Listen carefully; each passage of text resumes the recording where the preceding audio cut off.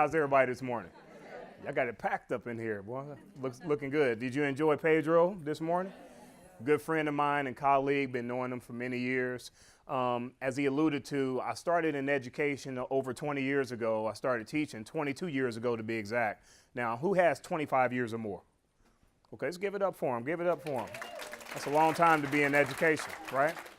So when I started my teaching career, I kind of, as he alluded to, I got to teaching by default. You know, I planned on playing in the NFL for 10 years. I ended up playing for 10 minutes. Nobody told me NFL stood for not for long, but I learned the hard way. So I found myself in the classroom teaching, and it was a culture shock for me because now I'm not the student anymore, I'm the teacher. And we have kids coming in, and just because two people look alike don't mean they know anything about each other. We need to dispel that myth. So, but before we get started, everybody stand up. Everybody stand up. Don't be looking all strange. Some of you didn't work out this morning. Stand up. Our mission should never change. Say educate. Educate. That's horrible. You got to do better than that. Say educate. Educate. Say activate. Activate. Say motivate. Motivate. Educate. Educate. Activate. Activate. Motivate. Motivate. All students. All students. Grab a seat. Got your exercise for today. Our mission to educate, activate, and motivate all students should never change. All students need to be educated, activated, and motivated, as Pedro alluded to this morning. And sometimes we have kids who are left behind because we don't understand them. Have you been around educators who don't understand their students? Isn't that one of the worst things to be around? How do we get to understand our students? What do we need to do? Talk to them.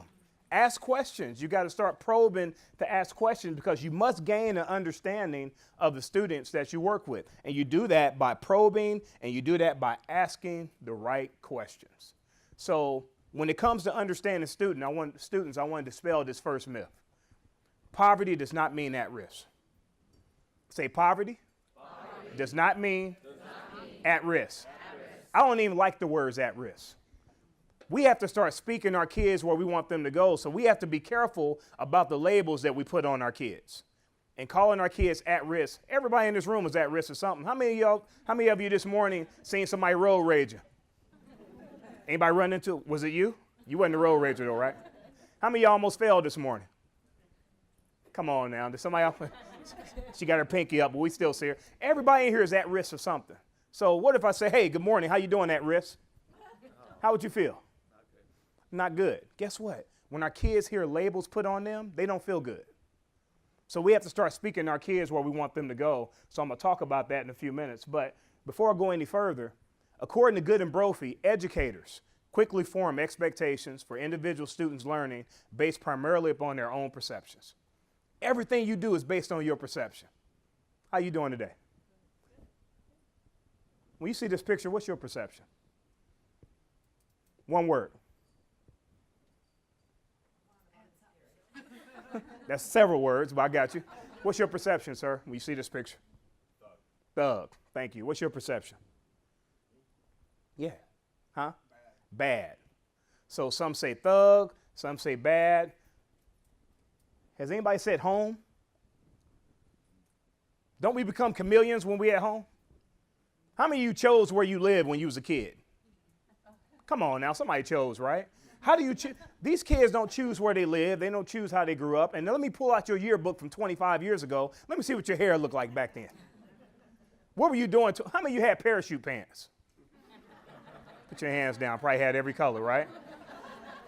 Kids become chameleons to their environment. So I don't focus on dress codes. I focus on character development. If I teach a young man about building his character, not only will he pull his pants up, but he'll do everything else properly. So speaking of perception, what's your perception of me? One word. Finely dressed. Finely dressed. One word. Professional. How about you? How would you describe me? Gentleman. How you doing today? How would you describe me in one word?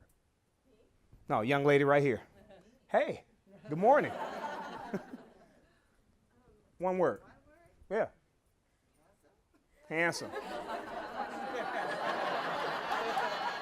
I'll take that, right? See, mental models are established by past events, experiences, media, and messages we receive. They serve as filters through which we observe, interpret, and respond to the world. They shape what we see, what we fear, what we hear, and what we do. Mental models give birth to stereotypes. So remember what you said, right? Now, how would you describe me? One word. Can't even think of a word. How would you describe me in one word? Yeah. Younger. A little bit. One word. Hi. Young lady right here who's trying to duck. I see everybody in here. One word. Okay. Used to. Past tense. How you doing? One word.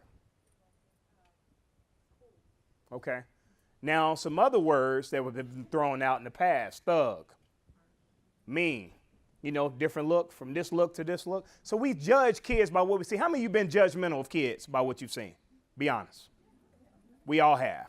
And we have to stop judging kids by what we've seen, because I've seen many wolves dressed in sheep clothing. Any of you ladies seen any? Right? Met a few, right? So mental models are established by these past events, but sometimes because of your mental models, it gives birth to your stereotypes. So we stereotype kids based off of them sagging their pants or based off of hairdos and how they look. Now, there are two things that shape these young people, especially our young people of color. It's the home and community environment and the school environment. So we're going to go over both of those real briefly. So when it comes to the home environment, dysfunction. Children who have been forced to deal with adult issues later become adults that deal with children issues. We have some adults in here right now today that are still dealing with children issues, right? You never know what kids are coming in with. I've been through sexual and physical abuse. You couldn't see that when you described me early? You didn't know I was robbed and assaulted when I was 10 years old? I got robbed for my shoes, got stabbed in my back for a pair of gym shoes. You can't see that? I experienced sexual and physical abuse as a kid. You can't see that when I walk in here today? Did anybody notice that? What about the time when my stepfather was choking my mom in the kitchen? And I'm 11 years old, and I had to go try to defend my mom with a guy who was 6'5", 240 pounds, and I'm an 11-year-old kid. But I knew at the age of 11, a man shouldn't put his hands on a woman. So I'm in here trying to fight this guy off my mom, and he punches me in the face. So I go to school the next day, my face is bruised and bloody. Not one educator asked me what happened. So as a student, do you think I really care? What about when I was robbed and assaulted again at the age of 11 on my paper route? At the age of 12 on my way to school, and I get approached by 5 guys on my way to school. They said, we want you to be the lookout while we rob innocent people. I said, I'm not going to be the lookout while you robbing innocent old ladies. They said, well, we're going to beat you up every day. So for 3 months, I got beat up on my way to school by these guys, 16, 17 years old. By the time I was 18, 4 of them were dead. They got murdered. By the time I graduated from college, the other one's in jail doing 200 years. These are some of the circumstances your kids are dealing with, and they're not going to come out and just talk to you and say, hey, especially if you're not asking questions. One thing about kids, they know how you feel about them without you saying anything. So I know the ones who care, and I know the ones who can care less. My mom spent my whole freshman year in the hospital. So me and my sisters had to take care of ourselves. But I still came to school every day. I put this up here because I want you to understand some of the circumstances your kids are dealing with when they come to school, because some of you have dealt with some of the same circumstances, but you become immune to it, right? You kind of forgot where you came from. So let me go a step further. How many of you dealt with something on this screen growing up? Anybody? Okay. What about this screen here? Anybody dealt with something on this screen growing up? Everybody in here has dealt with some kind of dysfunction. And some of you who didn't put your hands up, you just got immune to it. You didn't know about it. Every family has some form of dysfunction. As a matter of fact, students are living in pain every day. Hereditary loads the gun, but environment pulls the trigger. What does that mean to you? Anybody want to take a stab at that? Hereditary loads the gun, but environment pulls the trigger. Come on, we got some smart folks in there. Come on, talk to me. It means you're really a product of your own environment. You choose your own destiny. Yeah, that's right. What's hereditary? Hereditary are things that we grew up with, right? So these things here that I showed you earlier, let me ask you a question. These are hereditary. So what can you do if I'm walking into your classroom and I'm dealing with these issues? Is that your fault? No, it's not. But guess who the environment is? You. So if I'm coming in as a student and I'm on fire, you got two choices. You can pour gasoline on me or you can pour water on me. And sadly, I have watched educators pour gasoline on children who were already on fire. Sometimes as educators, you got to sit in that parking lot and talk to yourself. Anybody ever almost drove off in the morning? Let me tell you a true story. Listen, I started in this like 20-something years ago, right? So back in 1995, I just got cut. I got hurt, so I limped my way into the classroom. So I'm sitting in the parking lot, and I'm sitting in my truck, and I'm like, I wasn't married, didn't have any children at the time. And I said, what would happen if I just drove off and just kept driving? Anybody ever felt like that? Come on, why y'all lying? One person. Come on, it's just me and you, man, so let's go ahead. I understand your plight. So as I'm contemplating on driving off, and I was serious about it, I heard a knock on my window. Young man came to my window. His name was Kirk Hawkins. I rolled the window down. He said, Coach, you coming in? And I chuckled a little bit. I rolled my window up, and I went on in there. Guess who called me yesterday morning? Kirk Hawkins, same young man. That young man don't know to this day that he saved me from leaving this career. Because some of you want to quit. Anybody ever felt like quitting? Okay, most everybody in this room, so you did. Don't quit. Say, don't quit. Because this is bigger than us, and we're going to talk about humility versus pride. But we need to understand that some things that our kids are coming in with are hereditary. So that means you need to stop taking it personal. Now, and that also means stop pouring gasoline on kids who are already on fire. Let me take it a step further. A lot of my dysfunction came from this guy over here who I've never met, who called himself my father, right? So it was his responsibility. The psychological, emotional, and physical well-being of me was his responsibility. But as Pedro alluded to earlier, when our kids come to school, I consider these my kids. You know why I consider them my kids? Because they're with me more than they're with their parents. I don't blame parents for dysfunction, even though parents are very dysfunctional, because I have the ability to build up and also have the ability to tear down. So we have to start activating our power, because the challenge in mental models is they limit our way of thinking and behaving. They have the potential to evolve through ongoing learning and interaction with new individuals and environments. Becoming aware of our mental models, which are often invisible, that's our first step to personal growth. How many of you have biases? What are some of your biases?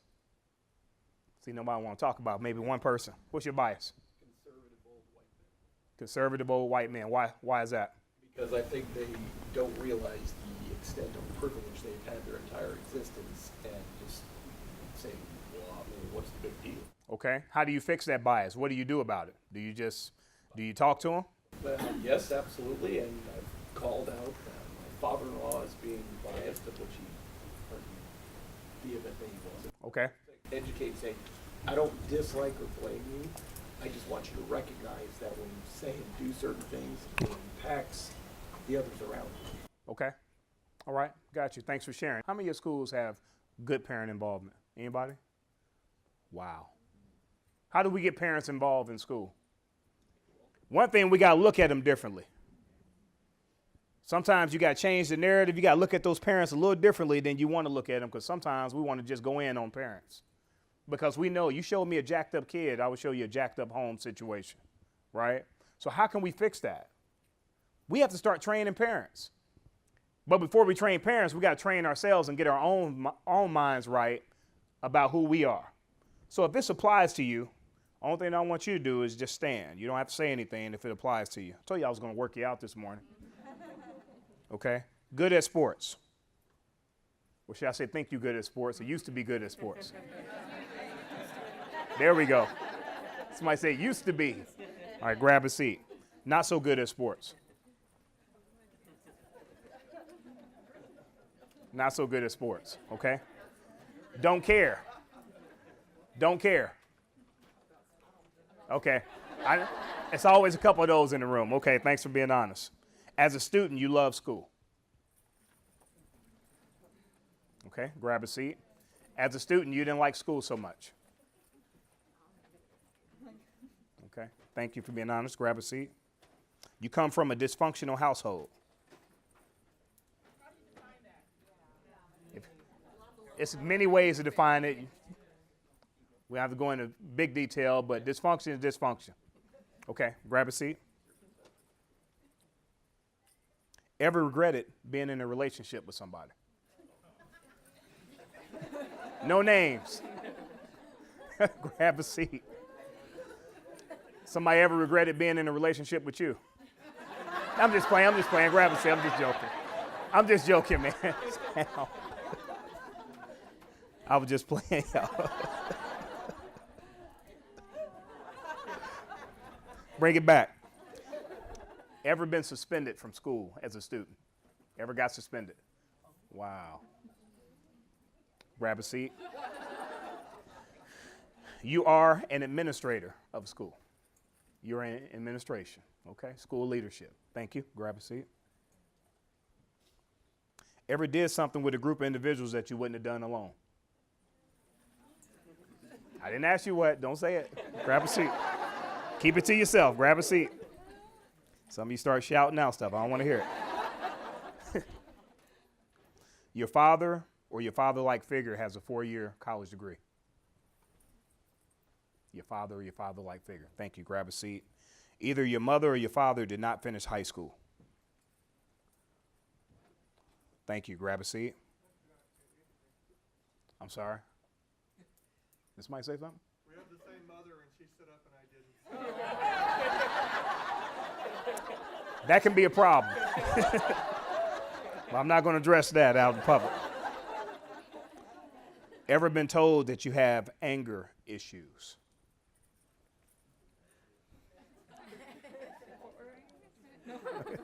Grab a seat. Parents married more than 30 years. Parents married more than 30 years. Thank you. Grab a seat. You've been married more than 30 years. Let's give it up. Give it up. And the secret for men, just be quiet and say you're sorry. Parents divorced. Thank you. Grab a seat. Got a few more. You know someone who has been murdered. Thank you. Grab a seat. You know someone who's in prison. Grab a seat. Got a few more. Ever experienced violence at the hands of another man? Ever experienced violence at the hands of another man? Thanks for being honest. Grab a seat. Ever watched your mother being abused? Thank you. Grab a seat. You grew up with some kind of health issue, with asthma or whatever, some kind of health issue. Thanks for being honest. Grab a seat. You ever experienced some kind of abuse, whether sexual, mental, or physical abuse? Thanks for being honest. Grab a seat. Ever had your heart broken? No names. Grab a seat. You ever broke anybody's heart? Sit down. I'm just playing. Sit down. Oh, heartbreakers. I always want to stand up all quick. Yeah, that was me. Get out of here, you heartbreakers. I got a few more. One or both of your parents are deceased. One or both parents are deceased. Thank you. Grab a seat. You know someone who has committed suicide. Thank you. Grab a seat. Last one. You yourself either thought about it or you attempted to commit suicide. You thought about it or made an attempt. Thanks for being honest. Grab a seat. What makes us different from our kids? One thing, age. Age. How many of you share your story with your kids? Half of you. That's not good enough. If you want to connect with your kids, you got to let them know who you are. You got to let them know that you've been in trouble. I'm not going to ask who's been arrested. I don't want to know. How many of y'all went to college again in here? How many of you had fun in college? How many of you woke up somewhere and didn't remember how you got there? All right, put your hands down. Stop telling everybody all your business. It was dark in there, right? So you had an excuse. So we all have made some bad decisions. Anybody made a bad decision? Well, guess what? Why are we so hard on our kids? Why are we so hard on our kids? How many of you have your own children? How many got teenagers? How's that going? I just shipped off one 3 weeks ago to college. And we was coming to a crossroads, y'all. I mean, it was like, it was getting to a point where somebody's going to have to go. Right? Anybody ever felt like that? It's something in the water with our children. So that means we have to approach them differently. I mean, yesterday, my son, I've been here since Tuesday, so I spoke at Foothill High School and a couple other schools. I went to the game last night, so I've been here all week. So my son calls me, or he texted me yesterday and said he needed to talk, right? So I said, call me. And then he proceeded to text me 5 more times. Is it just me, or is it, pick up the phone, dude, and call me, right? So we have to learn how to communicate with our kids. But one of the things that we have to do is we have to be proactive in being honest with who we are. That means you have to know who you are before we do that. Let's talk about the school environment. Propaganda is the first stage to military warfare. How many of you watch the news every day? Stop doing that. Don't watch it every day. Watch it, scale it back to 3 days a week, because the first story is always some negative story. If I keep watching the news, especially Fox, I'm gonna be scared of myself. Some of y'all don't have no sense of humor. That's half your problem. You need to laugh more. It's okay. But if you watch the news, most of the stories in the news show young men and young women of color in a negative light. Can we admit that? Right? So sound and image is extremely important because people become conditioned to what they see, what they feel, what they hear, and what they do. So these young men, especially our young men, are leading the nation in every negative statistical category: incarceration, death among all groups, dropouts, and unemployment. So when I'm speaking to young men, especially young men of color, I always show them this kind of slide. I say, your color will never define your future, your choices do. Because we have young people who want to hide behind their color. Say, well, I'm getting in trouble because I'm this. And I said, no, you're getting in trouble because you made a bad decision. You're smoking weed, you're selling drugs. That's going to lead you down the road to going to prison or worse. 3 men in 3 different positions, you got to make a choice. That's the real conversation that we have to have with our kids. You're going to have to make a choice and stop making excuses, because I need to spend more time instructing. I didn't say that because of the color of my skin that I haven't been discriminated against. I done been slammed on the ground by police officers. I done had guns put to my head. I done been through all that, right? And some of you in this room know what I'm talking about. So if you haven't been through that, you can't desensitize other folks who have. You don't never know what a person's going through unless you're in their shoes. So we do have a lot of young people who are complaining, but remember, their minds are not developed fully like ours. We're adults. And some of our minds are still not developed, right? That's a whole nother sermon. So we have kids who have gone through some traumatic situations. We have to have outlets for our kids to be able to talk about it. When my best friend was murdered when I was 16 and I came back to school, my English teacher said, why are you back in school? You're going to end up dead or in prison. I had just buried my best friend who had got murdered over the weekend in my jacket. So how do you respond to something like that? We have educators who don't understand what it's like to grow up in that kind of environment. Because some of you need to start going to the environment where your kids are so you can see how it is in that environment. So mass incarceration. The United States is only 5% of the world population, but we hold 25% of the prisoners. Did you know that? We have the highest incarceration rate out of any country in the world, right? So they're building more prisons instead of building more learning institutions for our young people. That's why it's so important, as Pedro alluded to earlier, that we contain all of our kids in school. We sending kids home so they can watch TV all day. We have to try to contain our kids in school, because when a kid cannot read, his chances of going to prison go up here. I had athletes that were in high school that could not read and could not write. I said, son, how did you make it this far? Well, I'm going to the NFL. I said, no, I've been in the NFL. First of all, it stands for what? Not for long. Thank you. Somebody's listening. And secondly, the playbook is that thick. That means you need to know how to read. And we have kids who are thinking they're going to go play sports, and less than 1% of all college athletes even get a shot into going to the pros. Less than 6% of high school athletes go on to go to college to play Division I.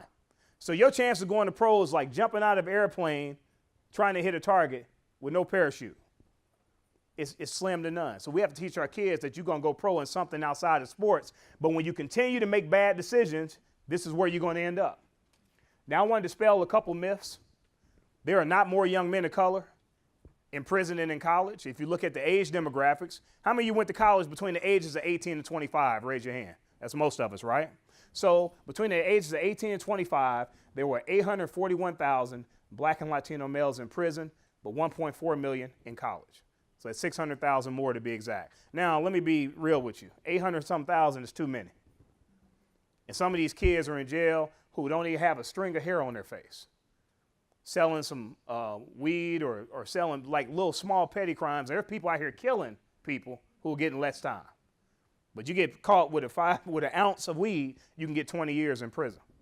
Something wrong with that picture. There are more Black and Latino males in college than in prison. Now, when it comes to honor roll, another myth I want to dispel before I go any further. There are more young men of color in honor roll than in special ed. If you look at the statistics, 9.1% are in special ed compared to the national average of 6.5%. 14.5% are in honors classes.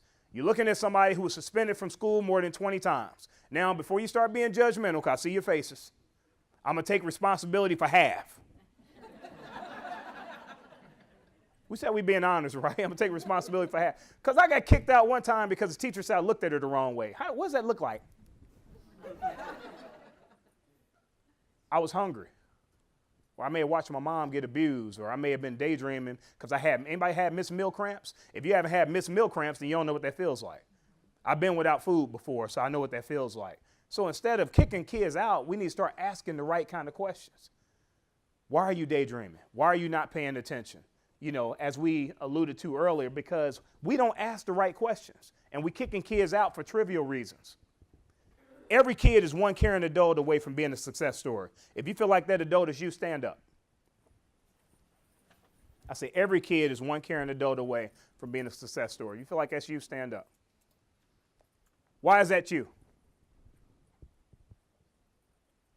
Anybody know? Because my students feel like they have a mother in their classroom. Okay, thank you. I say I hope somebody know. Why is it you? Tell me. Talk to them, we're going to listen. Okay. Believe. Anybody else? You said you're that caring adult. Why? If I asked you why, what would you tell me? We're here on a Saturday. There you go. That's enough for me. Grab a seat. You just brought us home right there. He said, we're here on a Saturday. For me, it was this lady. Miss Sangster was my first grade teacher. And guess what, y'all? She ended up being my second grade teacher, too, by default. Now, one thing I could say about Miss Sangster, she came in one day and I said, oh, man, we got Miss Sangster again, y'all. We in trouble, right? So when you heard those heels clicking down the hallway, stuff got real to you. Because she wore heels every day, and where I'm from, it snows.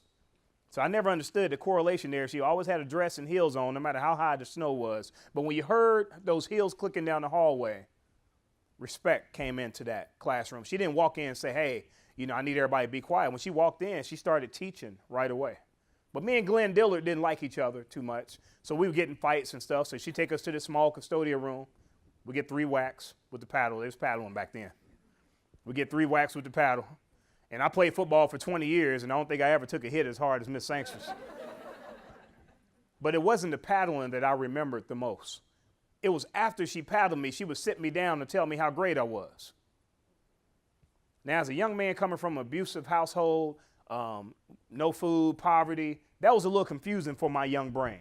I said, you just got finished whacking me with the paddle, then you start telling me how great it was. She said, you are somebody. You will be successful. Boy, you love running your mouth. One of these days, you're going to be speaking in front of thousands of people. Guess what I do for a living? If I'm not talking, I'm not eating, right?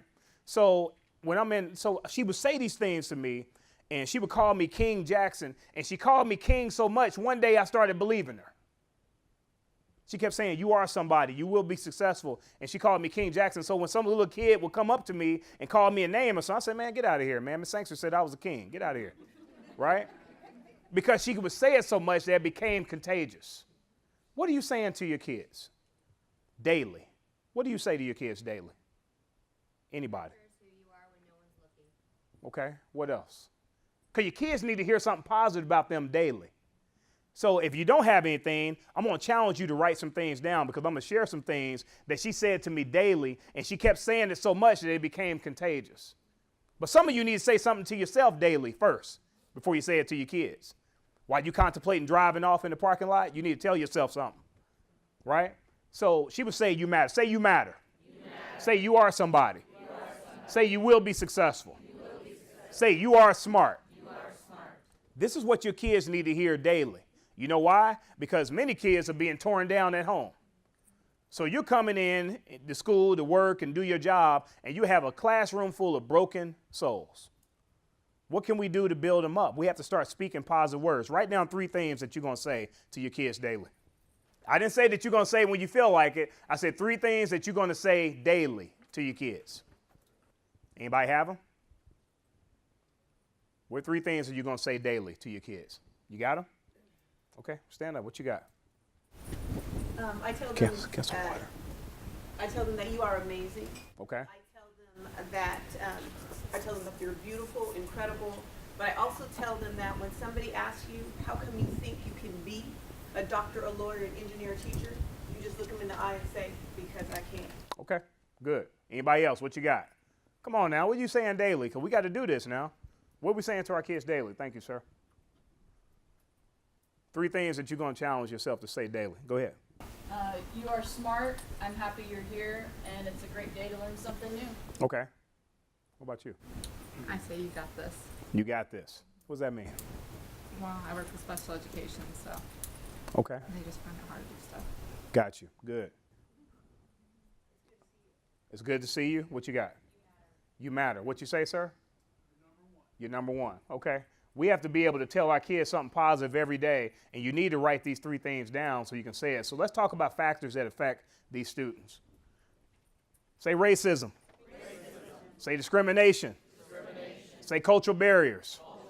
These things exist and they must be discussed. So we got to address the elephant in the room. Racism exists, we got to discuss it. Discrimination exists, we got to discuss it. Cultural barriers exist and we got to discuss it. Culture is not necessarily color. Color is not necessarily culture.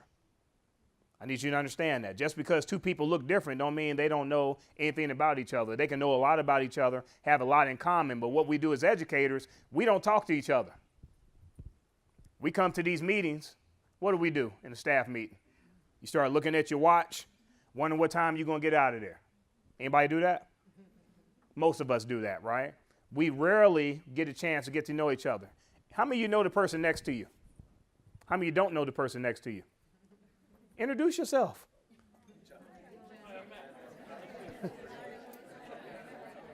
Why I got to tell you to introduce yourself? And the same thing goes for our kids. We're not going to get to know our kids unless we start talking. You sit next to somebody, you're in the same school district, you ain't even introduced yourself this morning. Just sat down and just started listening, right? We have to stop doing that, right? So we have to discuss these things. And here's 2 I want to put up here that are very common. Racial microaggressions. You're fine. Racial microaggressions are the everyday insults and indignities and demeaning messages sent by people who are unaware of the hidden messages they are sending. Saying that, you're a credit to your race. Wow, you speak good English. These things may sound good, but it's really insulting to the person who's getting it. Oh, well, you look like you come from a rich family. What the heck does that look like? Right?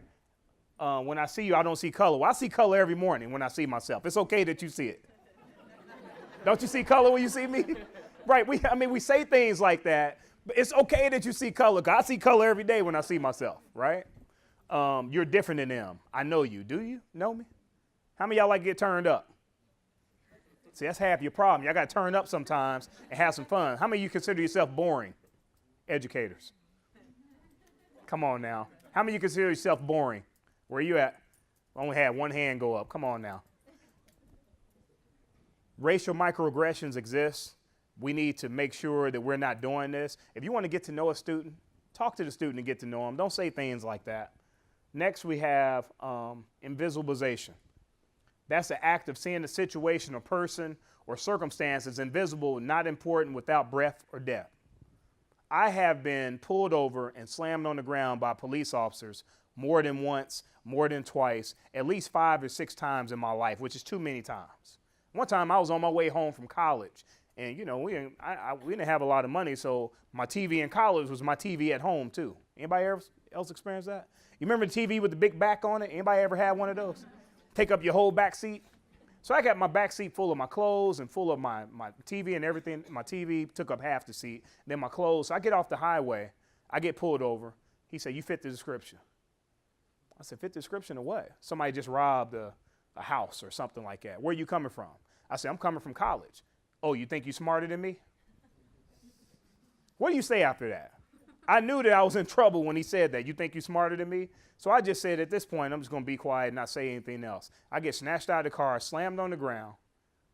I'm handcuffed, I'm a college student, handcuffed, laying on the ground on my stomach. I got my head lifted up because I'm trying not to touch the ground with my face. He comes over and kicks dirt in my face. So I have allergies. I got allergic rhinitis too. So I'm over here coughing and sneezing because I got dirt all in my nose and in my eyes, right? He left me down there for like 20 minutes, picked me up off the ground, unhandcuffed me, shoves me, and said, get out of here. What would you do in that situation? Has anybody else experienced that? So if you have not experienced that, so when we have young people who have experienced that are coming in, we're not showing any empathy because you have not experienced that. I have experienced that on more than one occasion, and I'm just as educated as you. I was in college when that happened. So invisibilization is like, if I have a dog in the middle of this floor right now and I put a noose around his neck, how would you feel? Somebody, who said angry? And who said mad?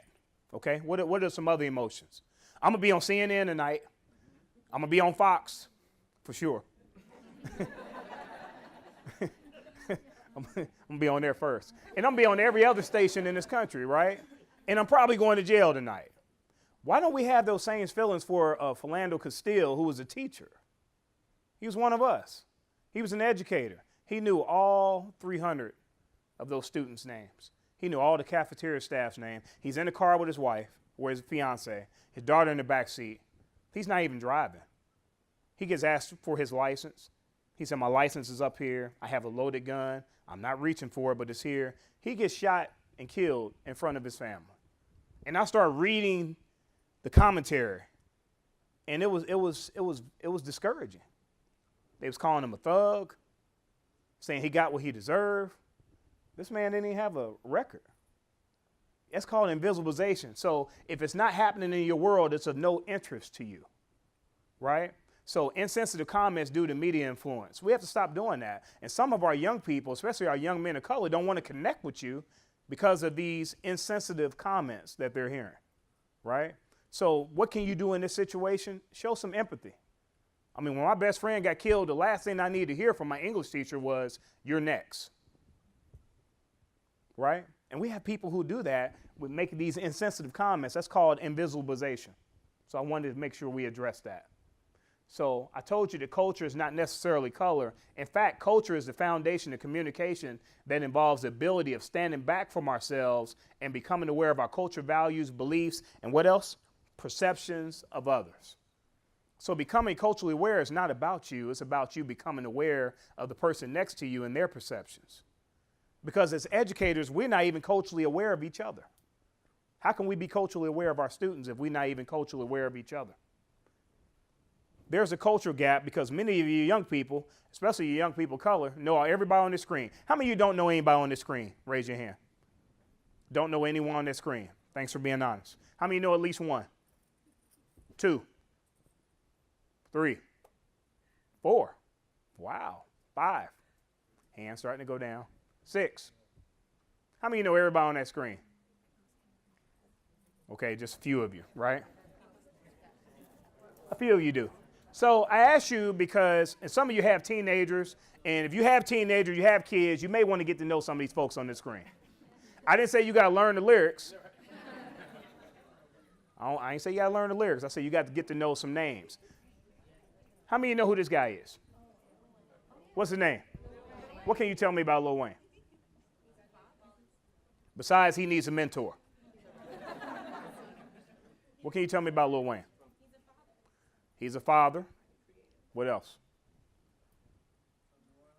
He's from New Orleans, 5th Ward. What else? He had a seizure not too long ago. So he's made some bad decisions with skateboarding, You had a bad accident. But I want you to dig a little deeper, because if you're trying to connect with your kids, you should know a little bit something about Lil Wayne, because I use it to my advantage. Lil Wayne's IQ tested off the charts. Did you know that?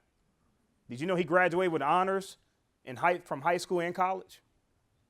He made straight A's in high school and college. I didn't say he didn't need a mentor. I said a young man's gifted.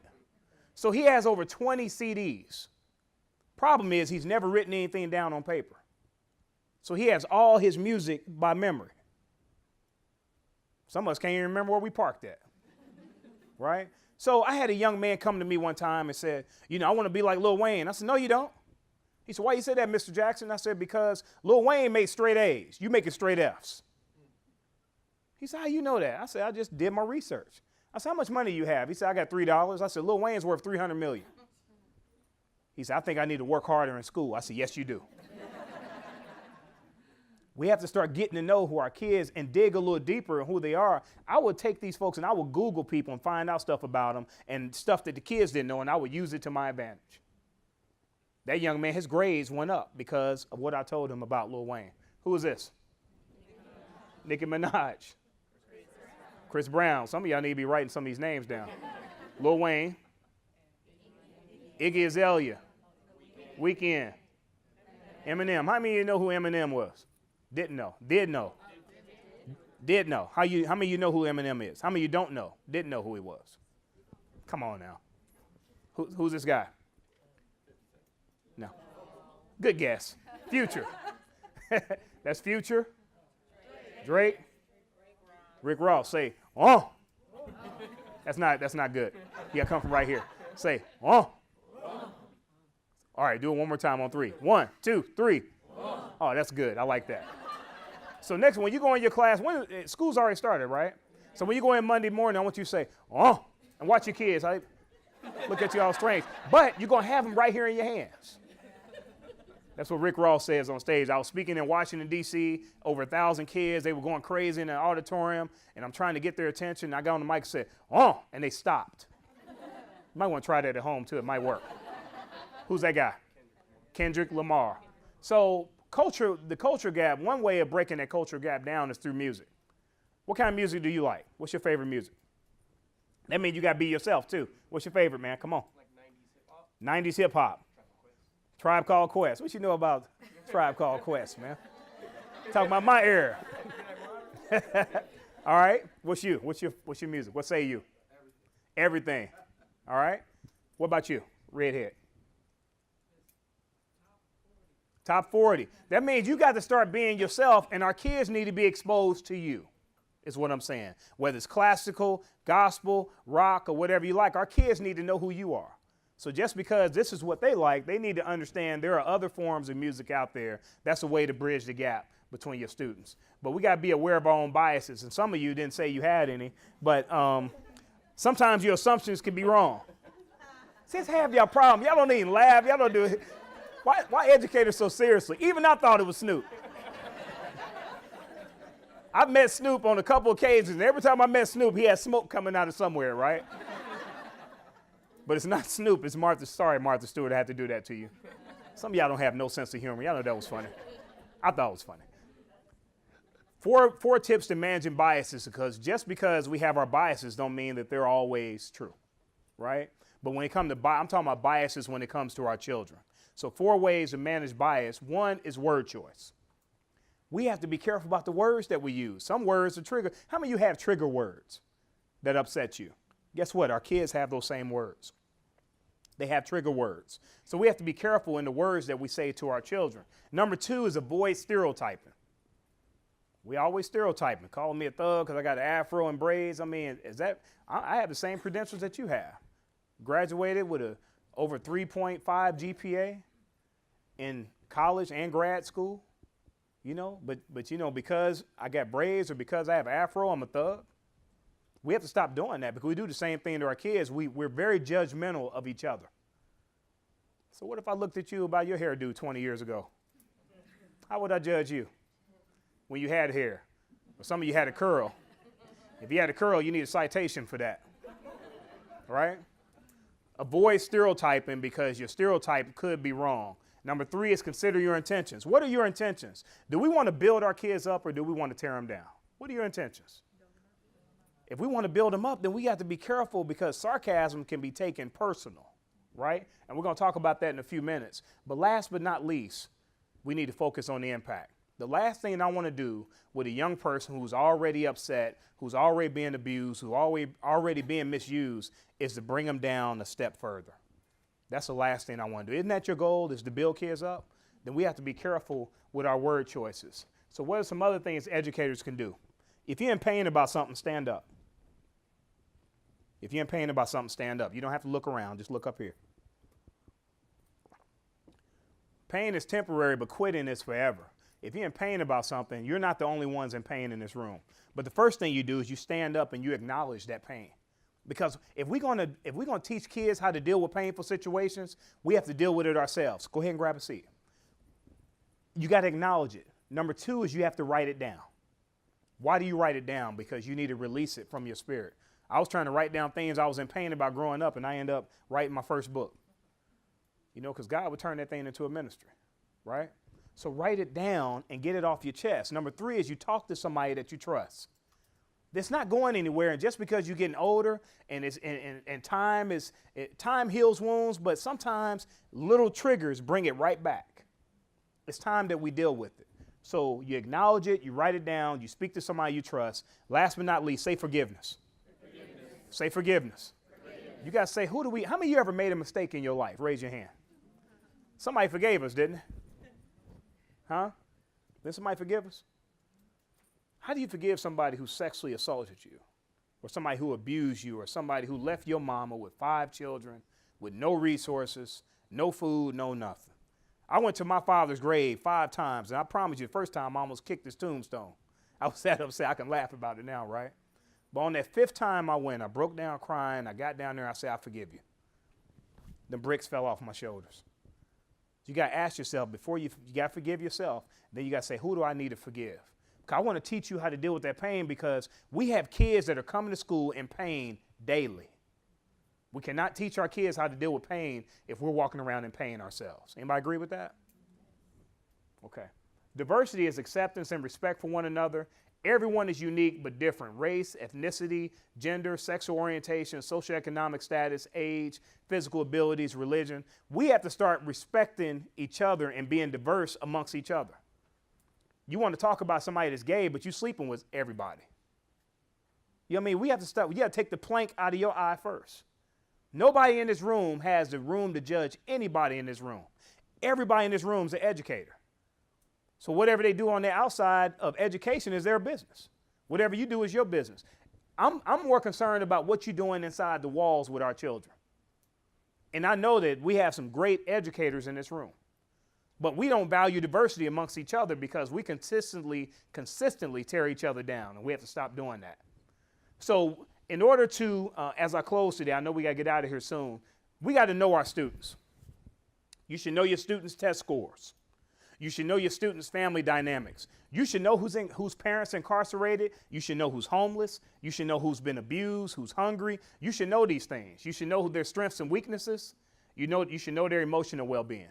You should know kids who have learning disabilities that need to be addressed.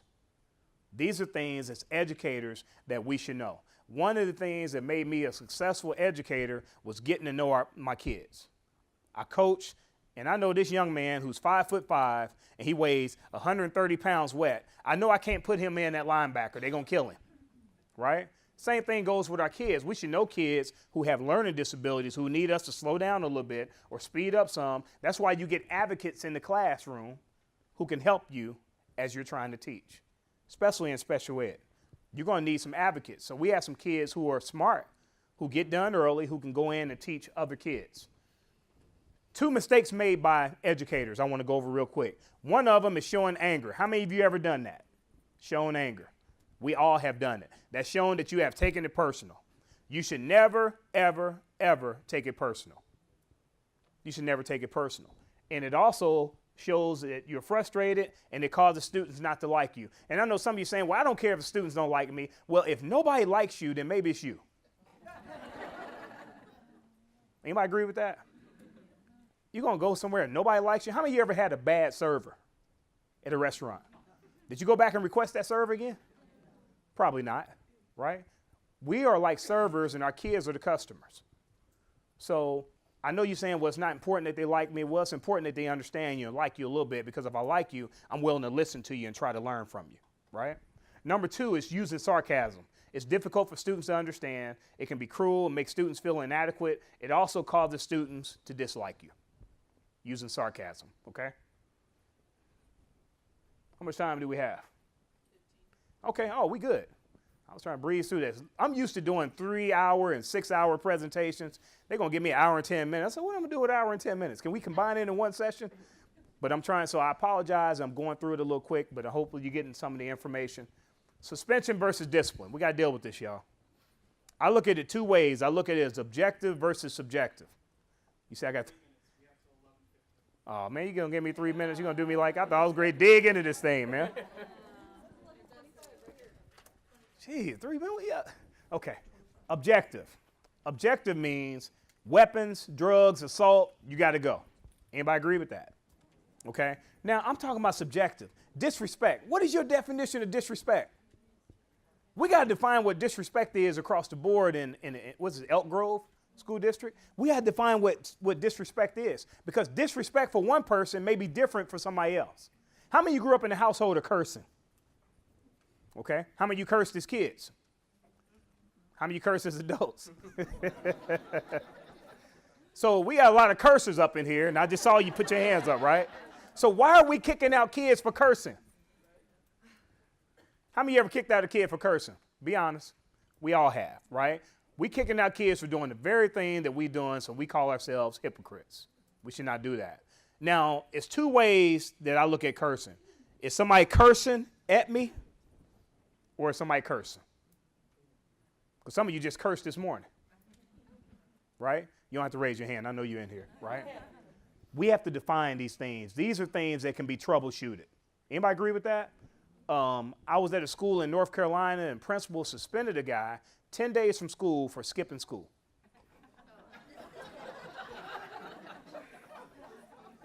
Help me understand that.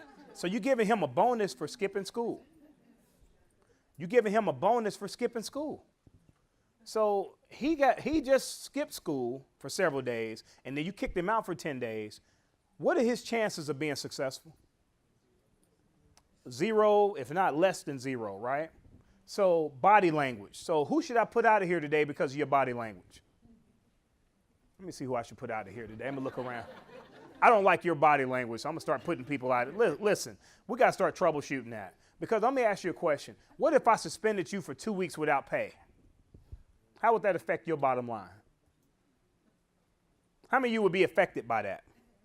Mostly everybody in this room. Now, I know we got a couple smart ones in there. Oh, my husband got me. I ain't talking about you. I'm talking about the other 99% that need their money. We have to start looking at this thing the same way with our children. Our children need to be in school. So when we suspending kids from school, look at it like that's your days without pay. And you'll look at it totally differently. But find out what you can troubleshoot versus these things right here, you got to go. Everybody agree with that? Yeah. Say humility. Say pride. You got to make a choice. You can't do both. You can't be humble and prideful at the same time. Somebody said, what's pride? Self-centeredness, bitterness, always putting yourself in the center. When kids coming in, you can't take things personal. Kid come in cursing, acting crazy. Why are you taking it personal? Did you do it? Now, if you cause it, you should take it personal. I've watched educators cause that thing, right? So when kids are coming in with that, we have to learn how to be humble. How many of you married again? Better learn humility quick. Anybody know a little bit about humility? You married, I know you know a little bit about it. How many of you been married more than 20 years? You know a little bit about it, right? So you can't be humble and prideful at the same time. What are 3 things that you're going to do differently? Write them down.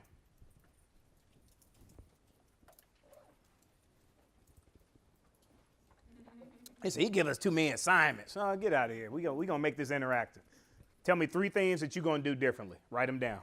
I want you to write them down because I want you to challenge yourself to look at this every day. So when you get frustrated and you're sitting in that parking lot and you're ready to drive off, don't do it. Say, don't quit. Say, don't quit. I need you guys to stay with us. We need educators to stay in this thing because it's bigger than us. Kirk Hawkins taught me that morning that education, educating, activating, and motivating my students is bigger than me. It's bigger than my thoughts. It's all about my kids. And some of my kids got their own kids now. 3 things you're going to do differently. Who's done? Okay. If you're done, what you got? Stand up. Real quick. Throw them out. Eliminate anger, more personal stories, and say the 3 things every day. Okay. Can we give her a hand? If you want to share, just stand up. Come on, man. Stand with me. Be mindful of gratitude, humility, and empathy. Okay. Thank you, sir. Give it up. What you got, man? Don't get angry. Don't take student behavior personally, and regularly say 3 things every day to my kids to motivate. What 3 things? I got 5, but I live. All right. Give me 5 then. What you got? You matter. You're the future. I believe in you. Today is a new day, and I love you. Okay. Thank you. Appreciate that. Give it up for them. Give it up. That's good. Some of our kids need to hear that. Who else got their 3? What you got? Well, I got to start calling on educators. Why don't you just give them? Come on, stand on up. If you got them, just stand up and say what they are. Get to know my kids more, find ways to inspire my students, Okay. and give them a positive comment every day. Okay. Thank you. Thank you. Thank you. What you got, sir? What you got? Yeah, you. I got troubleshoot, be culturally aware, and learn Lil Wayne's bio. Okay. Good. There you go. Love it. 3 things because every kid needs something different. We need to be telling our kids something positive every day, but make sure you write down something for yourself. How many say you got kids again? One of your things say, I would not strangle my kids. Write that down. Okay? But you need to write down some positive affirmations for yourself, okay? So I brought a few books today and have some T-shirts as well. And here's all my contact information. Again, I want to apologize to you because I hate breezing through stuff like that. There were some things I really wanted to elaborate on, but because of the time constraints, I want to be respectful of your time and get you to your next session. Anybody have any questions? Concerns? Don't care? Okay. Thank you. Have a good day. Enjoy your day. Thank you.